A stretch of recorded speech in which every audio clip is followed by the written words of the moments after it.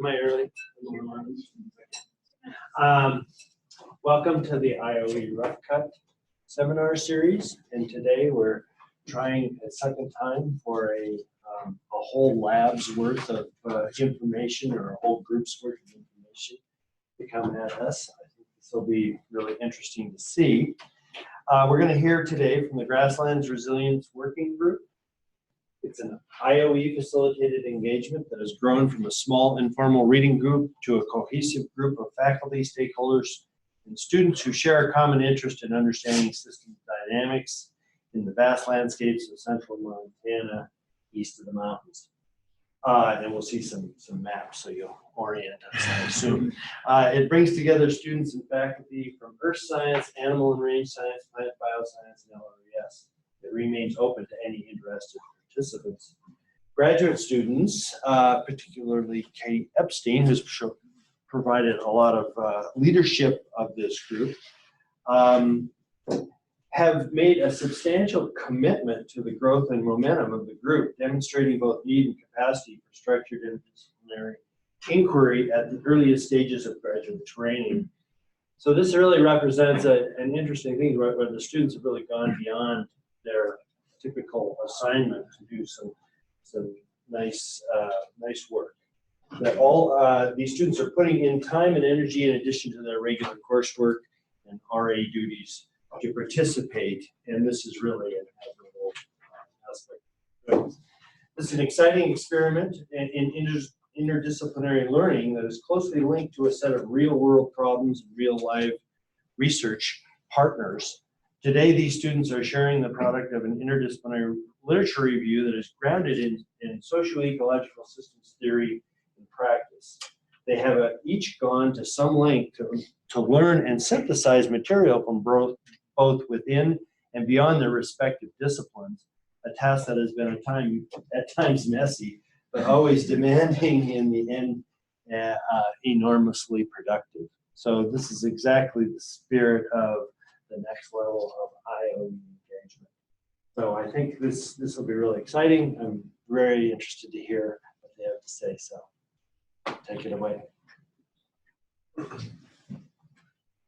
So this is my second time giving a partial rough cut, so maybe by the time I graduate, I'll have given a full rough cut. So rangelands are in transition globally due to increasing land use pressures, changing biophysical conditions, due to increasing demand for food and energy, which are causing losses of ecosystem services that rangelands provide. These changes are being accelerated by anthropogenic global change, and while the 19th and 20th century saw the expansion of protections for other types of biomes considered to be more scenic, rangelands were largely overlooked. And only recently have grasslands really gained a spotlight in terms of global conservation. And now we're starting to see a trend towards the conservation of rangelands more broadly. So now rangeland, they've become biodiversity conservation targets, especially in our own backyard in central Montana, which is a unique subregion of the northern Great Plains. It is topographically diverse. It has history of glacial landforms. We have sky islands all throughout it. The famous Missouri Breaks region all throughout the Missouri and Muscle Cell area. And just within the past decades, we have seen conservation efforts in the 6 counties surrounding the Charles M. Russell National Wildlife Refuge, 6 counties right here. We've seen the Nature Conservancy purchasing the Matador Ranch in 2000, serving as a grass bank, affecting conservation practices in a broader area. We've seen the establishment of the Upper Missouri River National Monument in 2001. We've seen the American Prairie Reserve beginning to acquire land starting in 2004, and also on tribal lands at Fort Belknap and Fort Peck, they've been establishing bison herds as well. So we are seeing, in response to these kind of changing social values surrounding this landscape, we're seeing multi-stakeholder grassroots organizations like the Charles M. Russell Community Working Group coming together to respond to these changing ideas about what central Montana is and what it can become.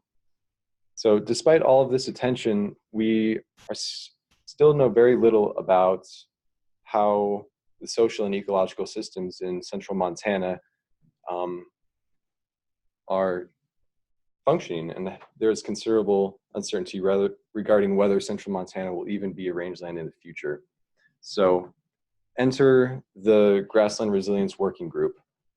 We are a collection of faculty and students who recognize a need for and the value of interdisciplinary research.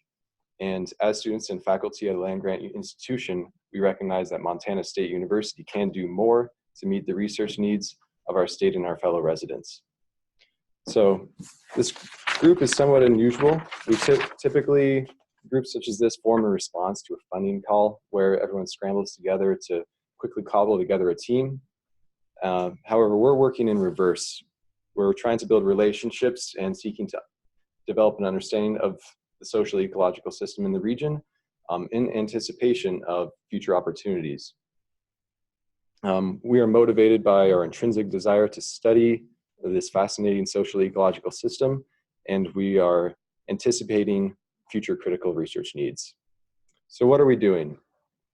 We are employing the Resilience Adaptation Transformation Assessment procedure, also known as the RATA, to guide our research approach. This RATA framework is intended to meet common development objectives across the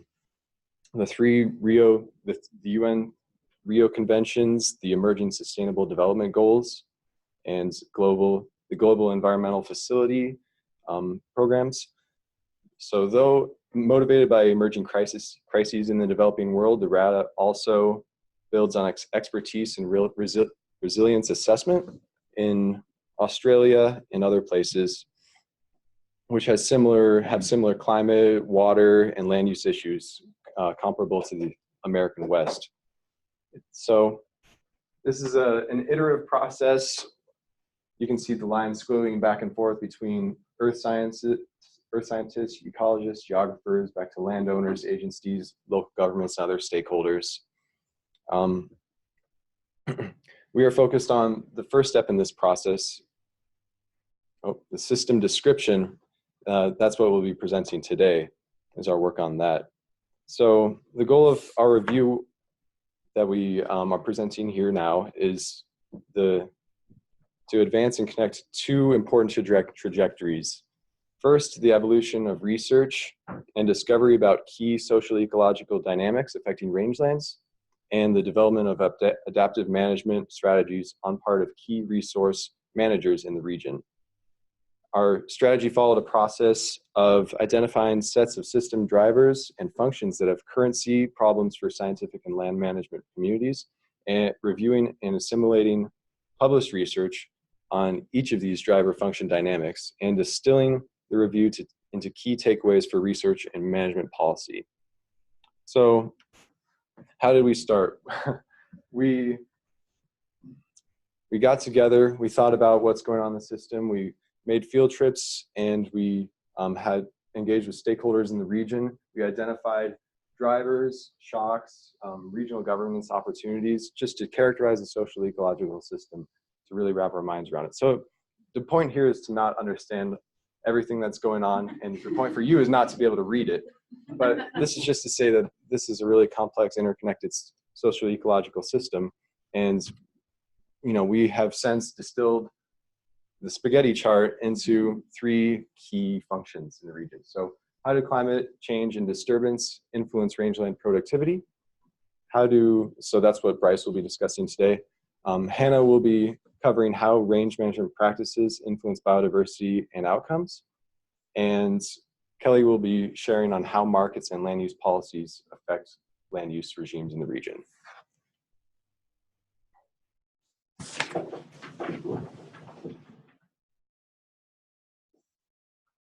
Thank you, John. So our first SES dynamic, as John just mentioned, is just trying to get a sense of the state of the system and its climate and disturbance regimes and how that influences the vegetation. We'd like to emphasize here, when we are the Grasslands Resiliency Group, but we are actually talking about rangelands, so we might change our name in the future. But we would just like to show that Montana here is a good representative of the Northern Great Plains and, as a whole in terms of proportion of rangelands and cropland. So rangelands are consistent of grasslands and shrublands. So pulling from those field trips and our meetings, and as well as our individual group specialties, we focus on two major threats to the resilience of these grassland ecosystems. The first one being exactly what you're seeing right here, which is woody plant encroachment, seen by this juniper ponderosa ecosystem invading into the sagebrush grassland vegetation in the Missouri River Bricks, as we mentioned earlier. Our second perturbation or phenomenon that's happening is increased productivity indicated by vegetative greening, which I'll talk about. So as a group, we have come together and to pictorially describe this phenomenon based on a bunch of different feedbacks, the vegetative state of the system given 4 drivers. And I'd like to emphasize that this is not by any means an exhaustive list. However, we found that these were the most important drivers to the threats that I will be talking about, such as the ecology, vegetation, biogeochemical cycling of this ecosystem. So the 4 drivers we'll be talking about today are atmospheric CO2, precipitation variability, fire, and grazing. The solid box or the solid lines on this figure describe what we would typically think of as a classic rangeland system, where transition to foresty woodland is relatively difficult, whereas the dashed arrows indicate potentially what is occurring on this landscape, shifting that line to make it easier to transition into a forested type ecosystem. Also, I should mention that we know different amounts about all of these. I won't be talking too much about atmospheric CO2 today because it's pretty homogeneous across the landscape. So I'll be talking more about precipitation, fire, and grazing. We potentially know the least about grazing and how it influences vegetative change in these ecosystems. However, we probably know the least about how fire and precipitation will occur on this ecosystem in the future. So as I mentioned, and our biggest question is, will these ecosystems maintain their rangeland status? This grassland, shrubland mosaic that we see out there today. As we see here from this study from Barger and others, that the Great Plains are actually increasing in woody and plant vegetative cover at the highest pace. The Central Great Plains here has regions from what we would consider the Northern Great Plains, but it just goes to show that the rate of change in the Great Plains is some of the highest in the world. Furthermore, how will productivity change influence and interact with these myriad of drivers that we have identified? Seen here based on satellite measures of NDVI as a proxy for productivity, NDVI percent change between 2000 and 2018, about 2 decades, we see massive increases, especially in central Montana. Furthermore, so this has large implications for the vegetation on the system. So from a study in the Berkshire lab, we see that carbon over time is increasing internally in the plant. These are things for structural, non-structural carbohydrates for the structure, growth, size, function of the plant.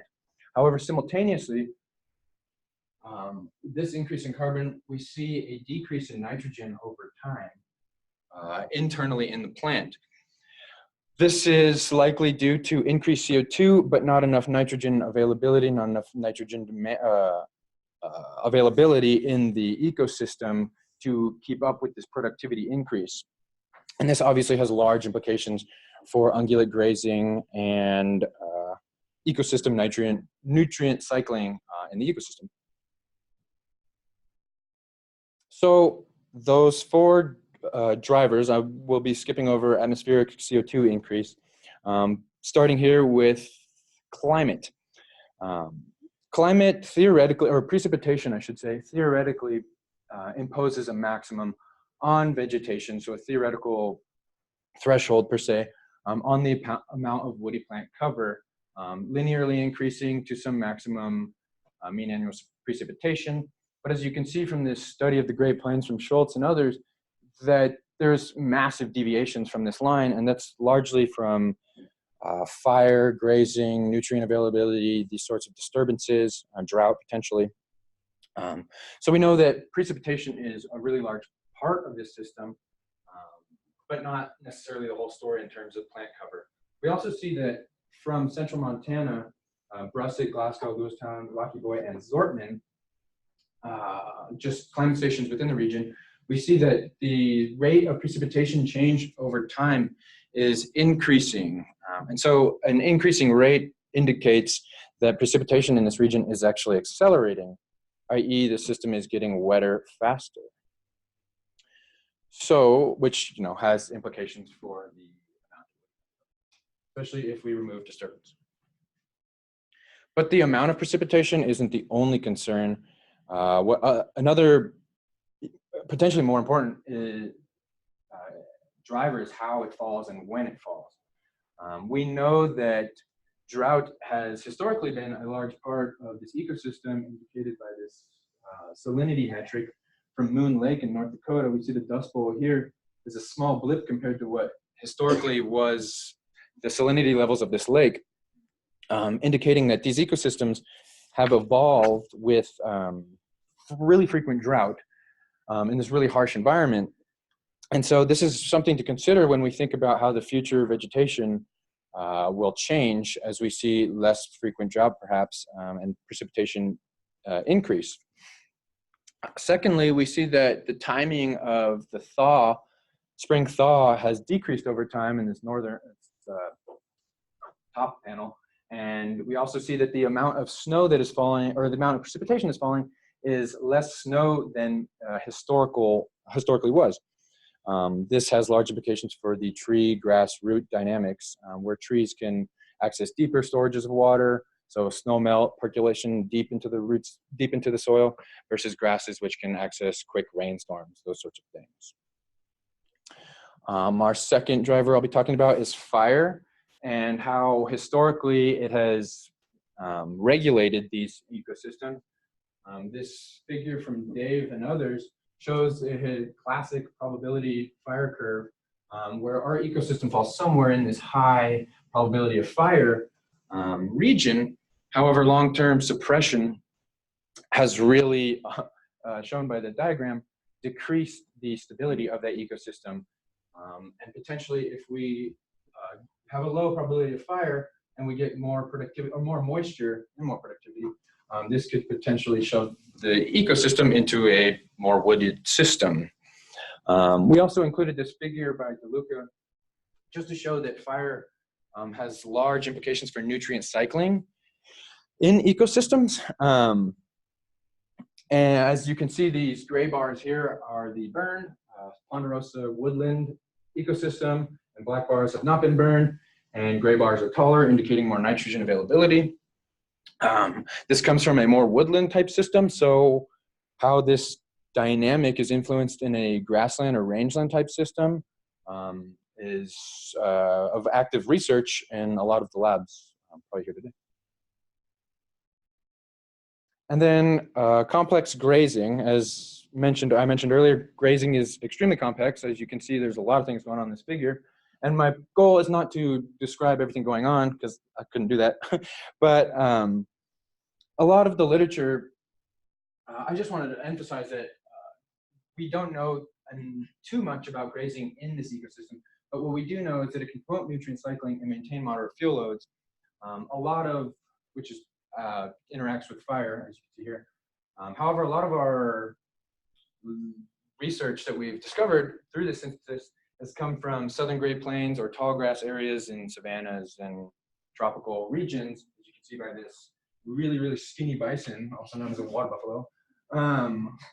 And this has large implications, different implications in a system which is short and mixed grass prairie, which is where we live. And so this is a region where we thought more active research could be useful to understand the state of this ecosystem. But what we do know is that grazing is important. This ecosystem has evolved with lots of grazers, and it promotes nutrient cycling and moisture, soil moisture, these sorts of things, and fire interactions. So looking forward, that's backwards. We see that the Great Plains is getting more variable. Dry days is changing, as indicated by this National Climate Assessment. We're actually getting less dry days in some areas and more dry days in others. But we know that precipitation and temperature are increasing, projected to increase, I should say, in the future. The timing of this is also, as I mentioned, important. As we see wetter springs potentially and drier summers, which increases fire conditions, leading to these massive fires that we keep seeing, which really has large implications for whether or not we think about how we want to live with fire or not, which I will leave to the social scientists in the room to figure out why we don't want to live with fire. But this has large implications for the vegetation, my active area of research. So again, I just would like to emphasize that all these changes in this ecosystem will have profound implications for the vegetation of this ecosystem and potentially shift it out of a rangeland, grassland, shrubland type ecosystem in the future, given the current practices and the current trajectories of change that we see. So if we want to preserve the rangelands that we all know and love and work in, we have to take all these into consideration in the future. And with that, I'll give it away to Hannah.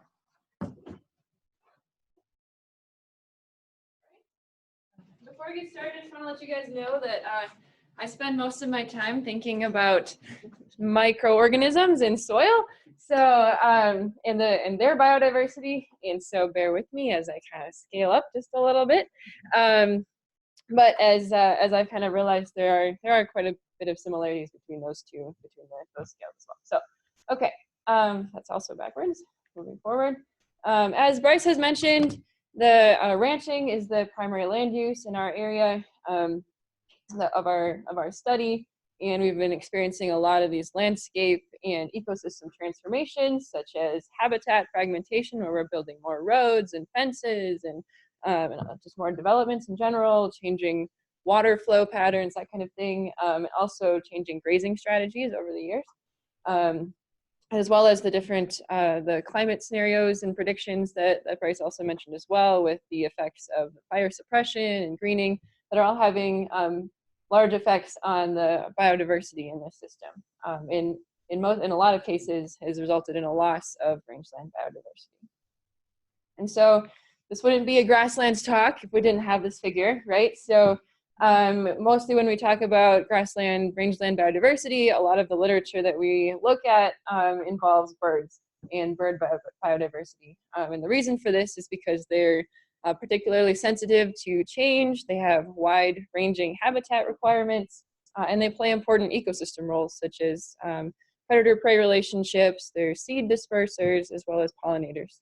And so the historical kind of way of managing to benefit birds and as well as have productive herds, right, is to kind of manage for the middle here, where we catch a lot of these species of birds, but the ones kind of that prefer either end of the spectrum, from bare ground all the way up to mixed shrub, kind of get lost in that.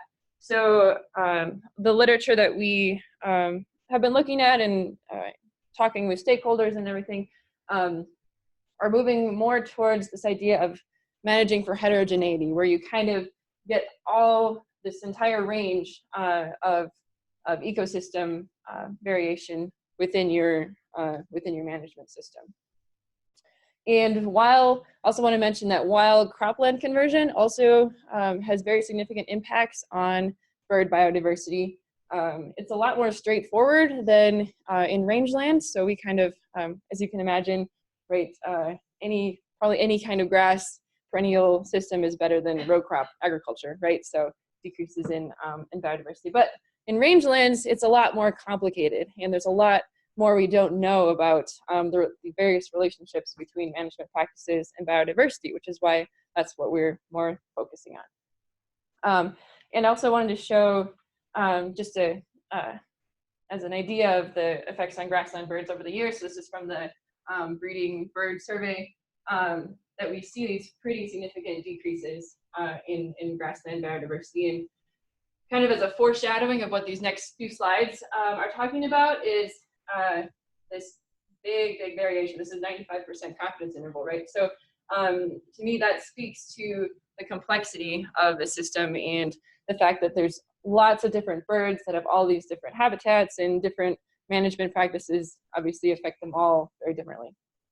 And to get another idea of that, this is a study of by Golding and Drietz in 2017, where they looked at 2 different grazing practices, either a rest rotation system or a season-long system in the yellow versus purple.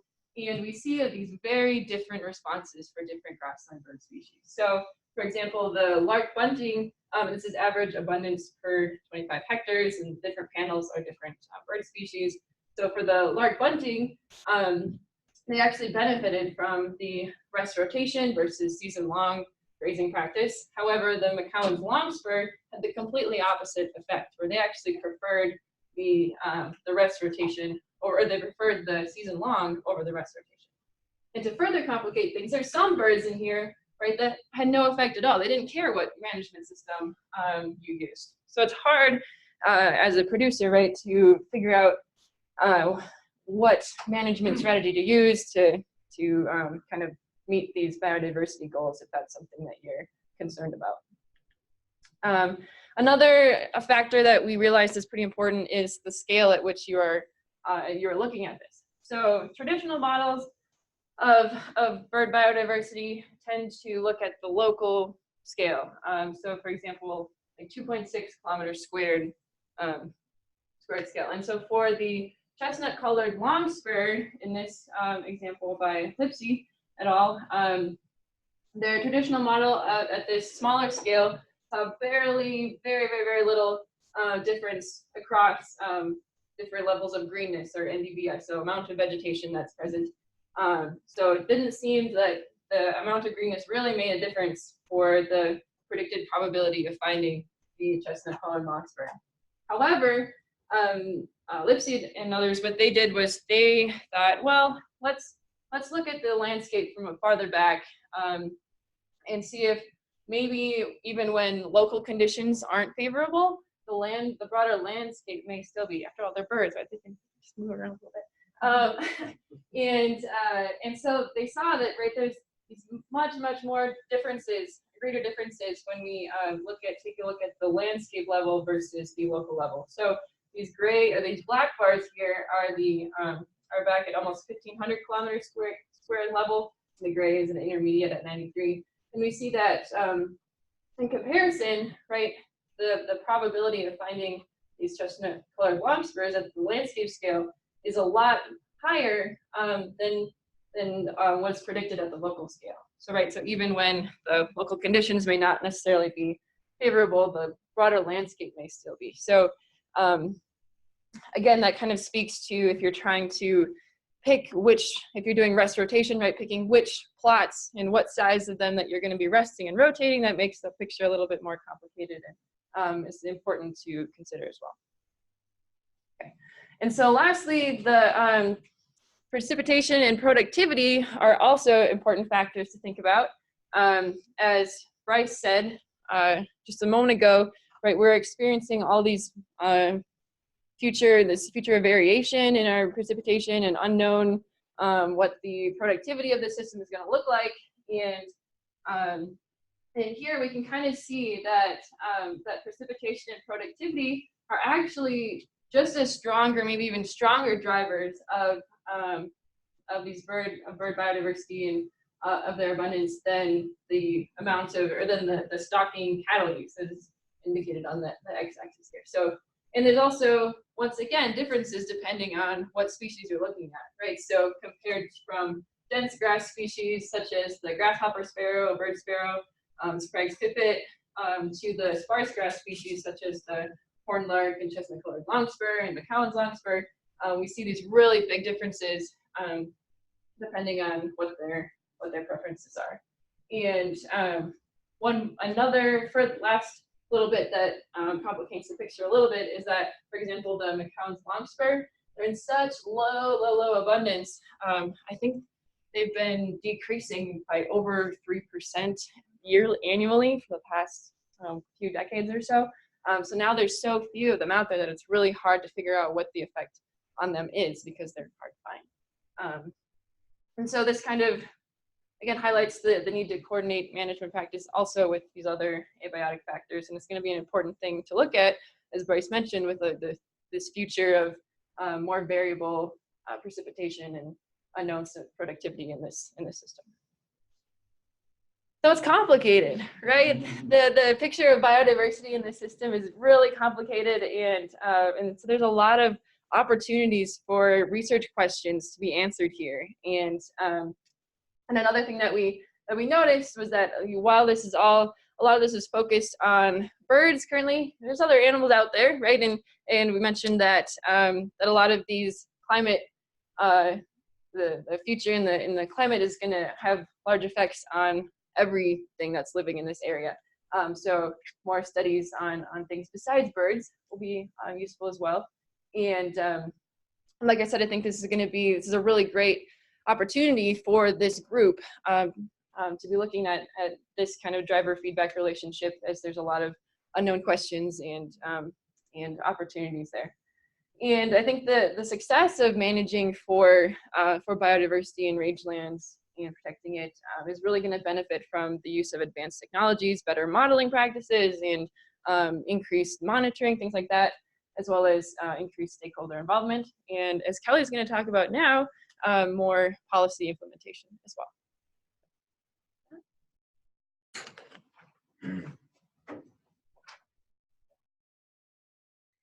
Such great turnout despite dueling colloquiums. So that's great. I am really excited to share with you the third dynamic of the system that we explored in this literature review. We sought to review literature that is speaking to this question of how are markets and policies directing land use generally in the Northern Great Plains, and what can we learn from that to inform how we approach our case study region. This approach is useful because both these forces shape social ecological systems by either incentivizing or disincentivizing particular land uses.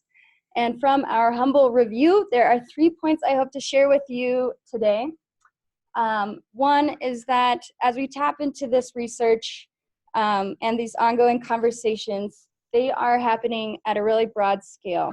And this leaves open questions about what is happening at the local level, providing open questions for that, and that policy and market forces affecting land use dynamics are happening, are seemingly happening in two directions. Ones that are promoting intensification of production systems, and then reactionary feedback of policies that are promoting conservation-oriented or the de-intensification of these systems. And then finally, this region is really interesting because it has a diverse set of active stakeholders that are vying for competing and sometimes conflicting land use outcomes. So that also makes it really interesting. So from our review, as we tapped in to the scholarship concerning these questions, we found a large body of research that is trying to understand what is driving cropland expansion and why. And so one of the biggest, or one of the most prominent papers we found is this LARC paper that connects cropland expansion across the Central Great Plains to renewable fuel standards and biofuel policies that are incentivizing expansion of crop production to meet this demand. So this map shows that crop expansion is happening, and it's showing that it's happening in our area of interest, and it is linked to policy incentives. So on the one hand, we're seeing models that are saying cropland is expanding, and on the other, we are seeing models that are showing that there is really low risk of future conversion in this region. So this may be because our study region isn't the focus of these particular studies, but it just calls attention to this need for, if we dive into this region, we will need more information to be able to characterize that dynamic at this local scale.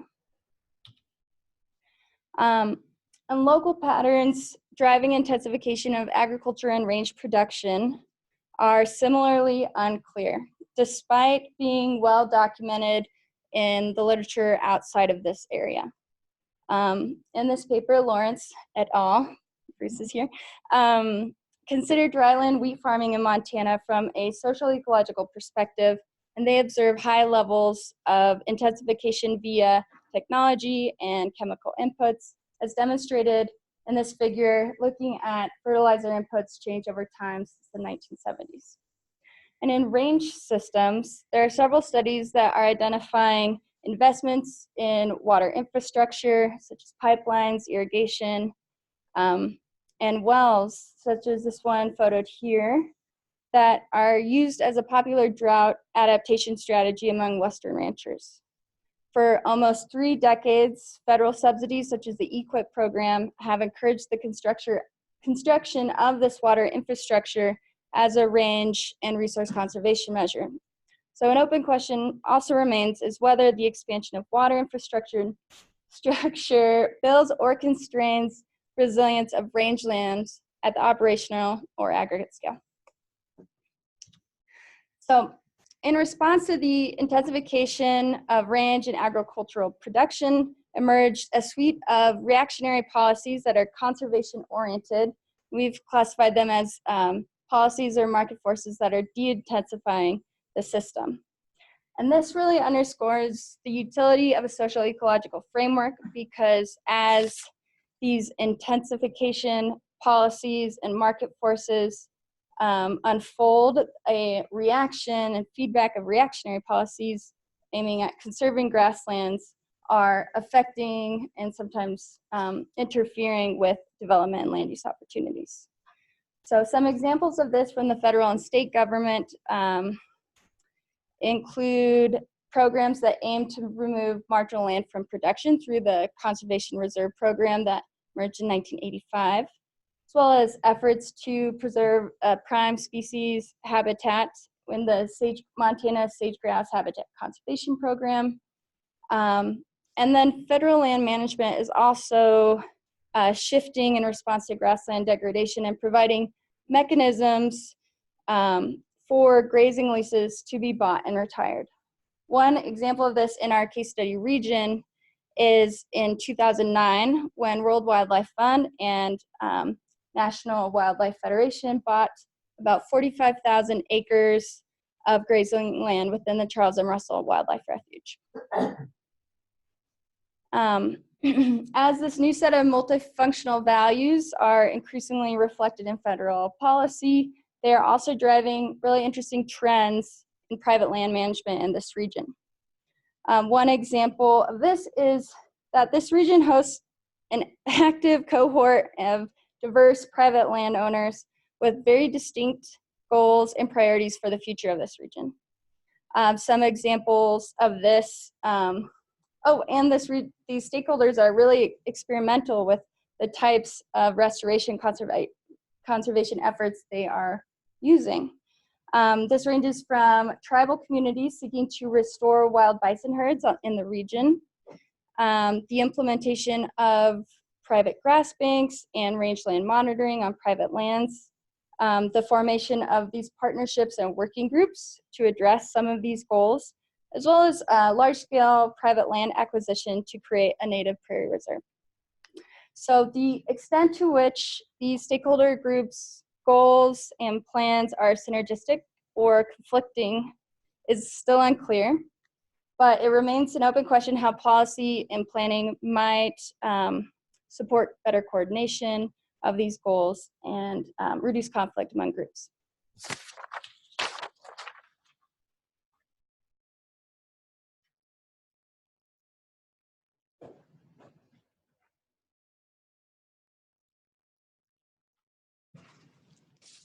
So in our presentation so far, we have discussed three main functions of the rangeland social ecological system: rangeland productivity, biodiversity, and range-based land uses. We've also shared with you what we know and don't know about how drivers of change to the system are influencing these key functions and the system's overall trajectory. So as John mentioned in the beginning of our talk, one of the goals in creating this presentation was to assess the literature on academic research and discovery about social-ecological dynamics in central Montana, and put that in conversation with how we understand policies and practices that are relevant to adaptive management and resource managers in the region. So to this end, we think our review suggests a few new opportunities for research and policy to help manage the uncertainty around our study system's future trajectories. First, concerning changing patterns of climate and disturbance. As Bryce described, research predicts that central Montana will probably get wetter and greener, with increasing variability in each. This opens up some important questions about the future of rangelands itself in this region. So here we suggest that additional research could be directed towards characterizing current drivers of disturbance, grazing, and fire, and how these impact ecosystem processes in the system, but in particular, how shifts in the structure and function of vegetation itself will interact with future disturbance regimes and climate. Second, as Hannah described, research on land management and biodiversity suggests that managing for heterogeneity in the landscape may be more effective at improving outcomes for a variety of species compared with previous strategies aimed at managing for the middle. However, most of the literature to date on grassland biodiversity is perhaps limited by scale and scope and cannot be directly translated to the central Montana landscape. As such, learning more about land management in a region like central Montana may require a more robust network of studies where research and monitoring are linked and shared across a range of geographies and species types. With respect to land use, Kelly just shared with us how external markets and policies are driving multiple and sometimes conflicting types of land use change. However, most of the research to date, as Kelly mentioned, is operating at a scale that is super to our region of interest. And at the same time, many of the land values that we see are becoming increasingly diverse. So from an SES perspective, this invites a whole new set of questions about land use regime shifts and what, if any, specific thresholds a range-based land use regime may be reaching. Many of these research questions have broader implications for how we might consider policy and adaptive management in the region. For example, our review on climate change and disturbance suggests an urgent need to increase regional capacity building with respect to climate change adaptation. This, of course, echoes other calls made by folks around the world and many in the room. And more specifically, if rangeland productivity is a desired outcome of the system, we need to think about ways to support efforts to help resource managers and landowners learn to live with fire and increase precipitation and, of course, variability between. This may require learning from other cases or investing in new and creative solutions, given that novel ecosystems may require novel management. In order to enhance biodiversity outcomes throughout our study site, our review suggests a need for more cross-scalar information sharing and collaboration amongst diverse resource managers and landowners. At the same time, our review also suggests that in order to maintain biodiversity, we need to think big, perhaps really big. This means that we may need to think beyond the scale of the existing conservation initiatives we see currently at play in the region and move towards a more integrated, regional, social and ecologically focused conservation approach. And lastly, we know from the research that managing for uncertainty and land use change can often come with considerable social conflict. Here we see an important role for planning in helping to ameliorate and empower communities to be a part of the visioning that they want to see in their communities. And more specifically, if range-based livelihoods are a desired function of the system, then it would be beneficial to locate what types of policies and institutional structures can support range-based livelihoods in the future, given a more broader shift, a more broad multifunctional shift across the landscape. So where are we taking these findings and what is up for us next? As John mentioned in the beginning, we have been waiting in the winds for the right call to answer. We have found one. We are submitting this review with the help of our co-authors and faculty mentors to a new special issue in Environmental Research Letters. So stay tuned for that. We're also hoping to hit the road and visit with many of the stakeholders that informed our initial process, share with them what we have learned about the system so far, and get their feedback about next steps. So with that, I'd like to conclude just by saying a long list of thank yous to the many people who support the work of the Grassland Graduate Group and also the Grasslands Resilience Working Group. First, thanks for Madison and Bruce at the IOE for their continual support, to the folks who comprise the Way for X team, who I know were part of the original impetus for some of the work that we've been doing here today. Of course, all of the members of the Grassland Resilience Group, many of whom are dispersed across the audience. And a special thanks to Julia Haggerty, Bruce Maxwell, Dave McQuetty, Paul Stoy, Jack Brookshire, and Lance McNew for their special support and mentorship on this review. Thanks to everyone. There are members of the Grasslands team who are didn't present but are here. Maybe they can just wave their hands. And we'd like to open it up to questions, and they're all able to answer them.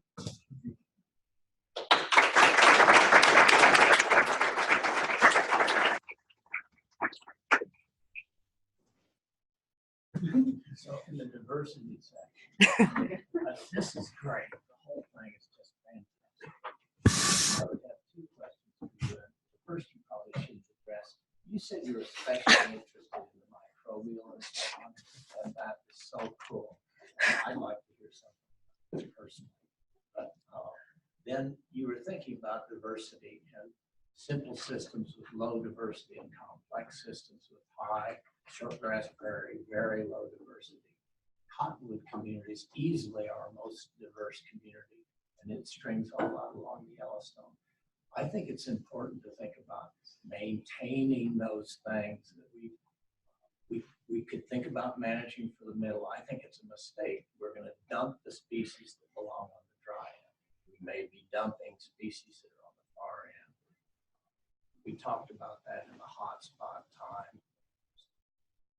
I think it's a bad mistake. So maybe that's just a reaction, and you may agree with the whole thing. Yeah. I'm sorry if I wasn't clear that that's kind of what we were looking at in the literature, that people are thinking that we need to keep those extremes. And for the middle is not what we probably should do. Thank you. Yeah. And as far as the my subject, we want to chat about that. I don't know if everybody else will be. Basically, I work with blue-green algae for biofertilizers. So it's like a green, sustainable biofertilizer, and I'm looking at the effects of different fertilizers on soil microbiome.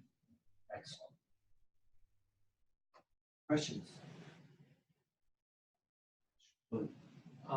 What are the trends for the study region and population, both human and livestock? Oh, that's a great question. Does anyone have current data on trends in population for humans and livestock? Been going down for humans for decades. It's pretty stagnant for livestock. I'm sorry? Pretty stagnant for Yeah. livestock. It's my impression that we're not losing cattle. We're losing the people because it doesn't take near as many people to raise the cattle as it used to. Yes. And if you green it up, there'll be a response to that. Percentage-wise, the population, the human population is pretty big. Absolute numbers is not. But I think, Rich, to your point, there is some, what we have looked at and talked about in our resilience group more broadly, thinking about some of the social and ecological trends, I think point to what people have said here, which is that cattle may be staying the same or increasing, and that in part because of the way in which you need less folks to do the same amount of work. We see some rural outmigration.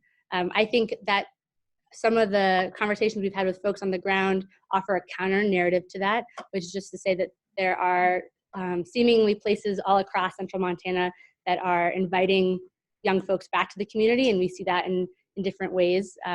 Certainly the Win at Aces group that Kelly mentioned there and the end of her portion of the presentation points to an example of where we see some revitalization of population coming back to that place. Whether that is captured in the actual demographics is probably unclear, and I wouldn't be able to speak to that. But I think that this idea about how rural decline is happening, or if it's happening and to what extent and where, is an important question. And our group could do some really nice work thinking about how to create more robust metrics for what we see.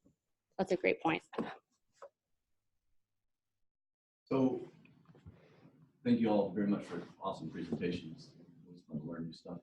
So when I've been out and talked with the folks in central Montana, they're very interested in river systems and how much water's come down the pipe. And that wasn't really, there was precipitation, but there was nothing about stream flow. Is that something you all are considering? Does it fit into the Grasslands group, or if so, how, and if not, why? That's a great question. Can I direct this to our water folks? Oh, but, sorry, the people who mentioned water. But as we mentioned, it's potential information. So we were more thinking at a larger ecosystem level, sort of where our synthesis lay. Not necessarily getting down to the stream, but we were thinking about the figure mentioned the timing and changes and how that influences the vegetation of the ecosystem. And there's definitely a lot of influences that precipitation will have, or stream flow will have, excuse me, in influencing that. But most of the regional changes won't be necessarily right on the margins of the streams. And so we're thinking about how is the vegetation changing across the landscape, and sort of when you aggregate across the landscape, we probably sort of miss some of that. So we haven't thought about it too much. I think it's definitely on our spaghetti plot. Yeah, it was originally on there. Yeah. It's just because you haven't been there to integrate. But also I think this region, a particular region, is a little bit tricky because it doesn't necessarily have the same tight relationship between irrigation and the sustainability of range enterprises that we see on the valley ranches, because some of these enterprises can go as much as 10 months out of the year without feeding supplemental hay. So that's just an open, it's a very strange area. It's like, it's not anything. It's not really Eastern Montana. It's not Mountain Valley ranching. It's something in between. So clarifying kind of what that connection is to hay production and irrigation is, and of course also like what ground can be used. The mussel shell, that's a really big issue with flood dynamics. But we would love to get you involved.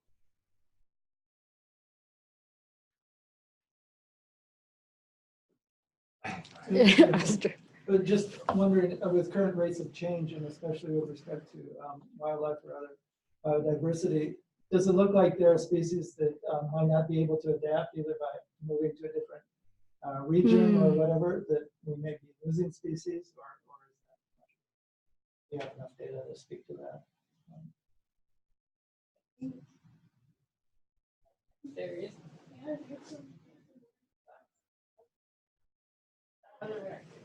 Losing things. I think from what you mentioned, some of the bird species require a lot more habitat than they're getting right now.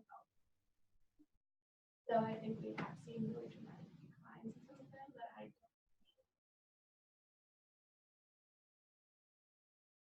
We have lost a lot of bird species due to land encroachment. Some species can't live when there's a single tree. So with trees moving in, you're going to get them mushed into smaller areas, or they just get eliminated by predators, or they move on potentially. They're tricky species to find, so it's kind of hard to tell whether they're close. Others.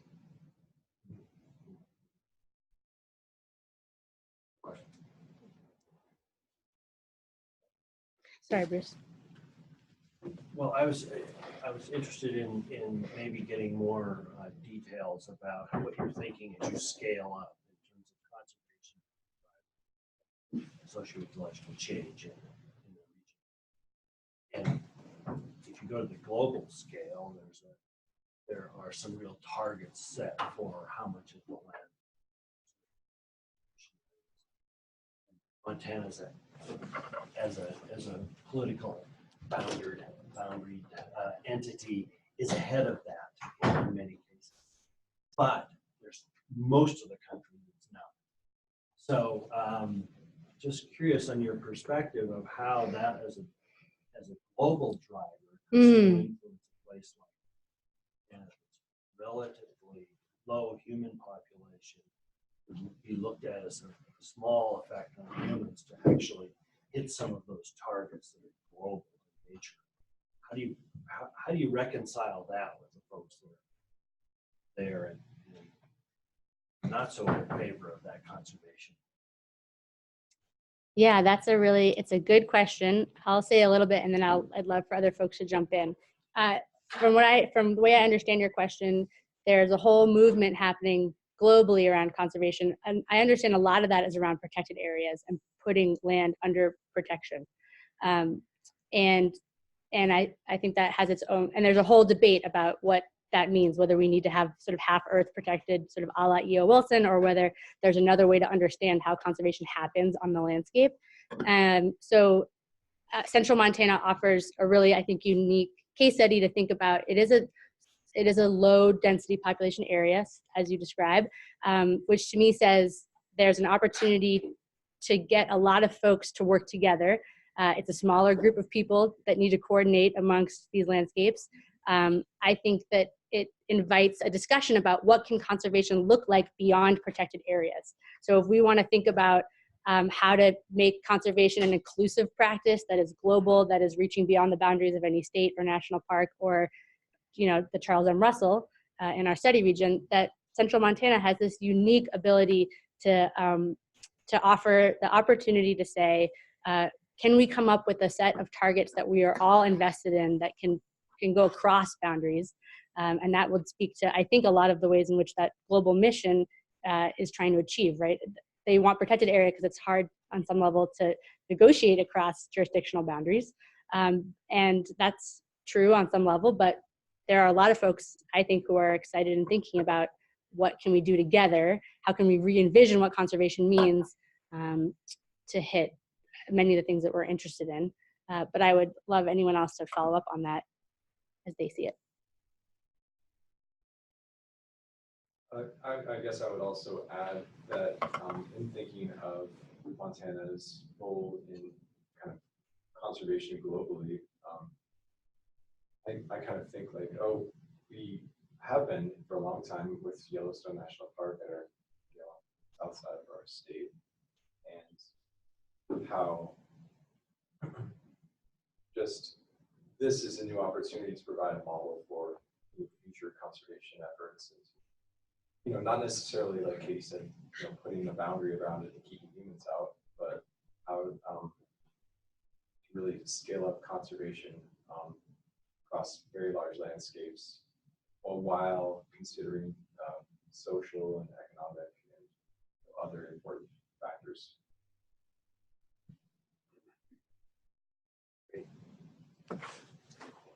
I'd be interested to hear you guys comment a little bit on the idea of resilience. And I'm thinking about the natural systems and sources of resilience, ecological resilience, but you've done a great job of weaving in the human component of that. And from the beginning, I've talked about how that's a tricky term. So maybe you could riff a little bit on that. From that. Both the social and ecological. And I wanted to make sure I have your question right. Talk a little bit about how we understand and conceptualize resilience as it relates to the ecological system. Yeah, I mean that's where I naturally start. Right. So I'll say a little bit, but then I would love folks who are more ecologically literate than I am to take the reins. I think one important, so when we first started this group, back in 2016, we were really interested in diving into this concept of resilience. What is it? How do we use it? Wow, it's kind of murky in there. There's a lot of different things happening.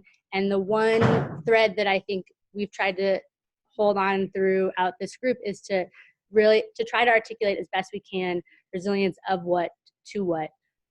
So what is the condition that we're concerned about, and what do we see as the drivers of change that are potentially moving that system to a different state? So with that, I will just let the potentially the ecological system folks comment a little bit more about how we see those changes happening. I think of resilience on this landscape from an ecological perspective as, I mean, like all natural systems evolved with disturbance and the ability to rebound and come back. And I mean, one of the big things we found in our literature review is just the active fire suppression in the region, overlapping, confounding, grazing changes. And I mean, again, it comes to a temporal thing, because you go back to this landscape, 1,000 years we've got bison on the landscape, and now we're reintroducing numbers of cattle, and in the future looking at APR and kind of rewilding.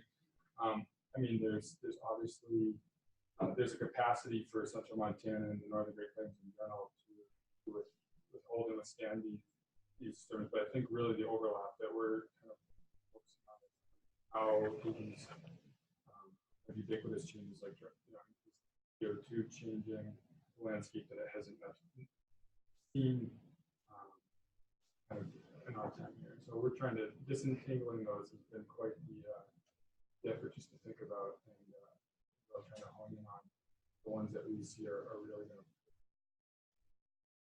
change it in the future. Resiliency is such a tough word as a Canadian. So the way I see it is, how much shock can it take before it changes sort of system, like ball and cup diagram, Dave, and that good figure, where you can see it shift maybe into a woodland or something. In that sense, it's low resilient. But also, people think about stability, and I would say that stability is more so the amount of disturbance. And so because it's sort of tons of grazing and fire, well, there was, and we've sort of tried to make it more stable, that's actually lowered the resilience of the system. And now a lesser shock can potentially, such as push it into the new. I think as far as the biodiversity of the system is concerned, I think the idea of managing for heterogeneity and being able to kind of better support the lifestyles of more or of this wide variety of species that we have, I think is how we can maybe help buffer those species for these climate shocks and things that we're probably going to be experiencing in the future, and maybe bolster their ability to be resilient to those shocks. God, I'm sorry, but we're going to have to stop. Thank you again.